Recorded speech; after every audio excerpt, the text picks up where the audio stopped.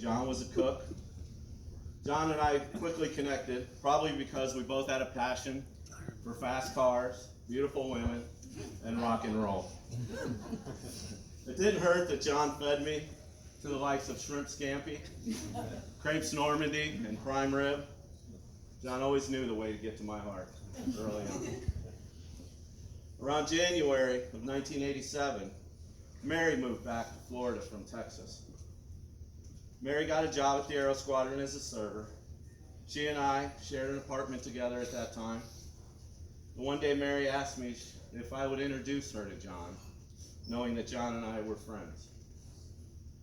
Mary had once told me that the first time she seen John, she was in the back of the kitchen rolling silverware. And John came walking in the back door. She tells me how she had this overwhelming feeling that she just had to meet this man. She mentioned that it was more than just physical attraction. Quite the answer. After a few years of courting, John and Mary married on July 30th, 1990.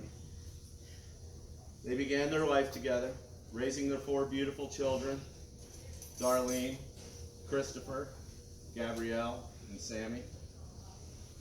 There's no better way to keep your family close like John did, but to buy a cozy little 2-bedroom house for 4 kids and all the pets they ever wanted. John began appraising homes in 1992 with Martin Appraisal under Bill Martin. He worked there for about 5 years before he started his own company, Apollo Appraising. In my opinion, he was one of the top appraisers in Hernando County. I believe in that.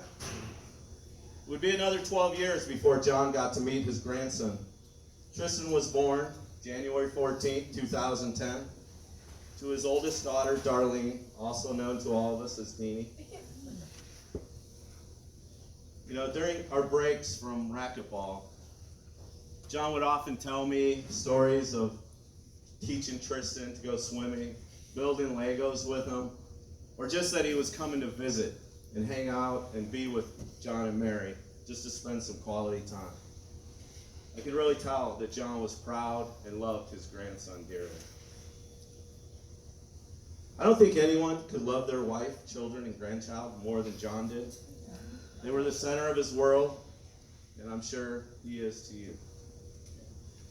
Having the privilege to be around John Ray's family, I could instantly see the love, respect, and admiration they had for each other.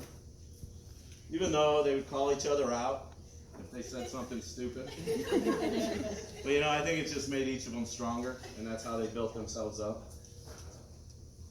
For my own selfish reasons, I'm angry John was taken from us. I will miss his friendship, his positive energy, and his smile, and also his passion for life. I don't think anybody had a bigger passion than he did.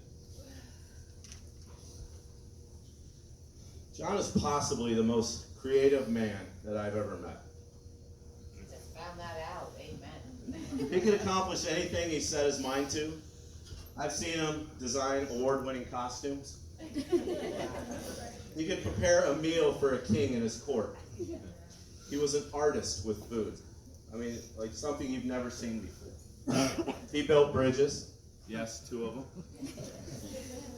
He was an artist, carpenter, roofer, appliance repairman, an auto mechanic, a boat builder, and yes, the list goes on and on and on.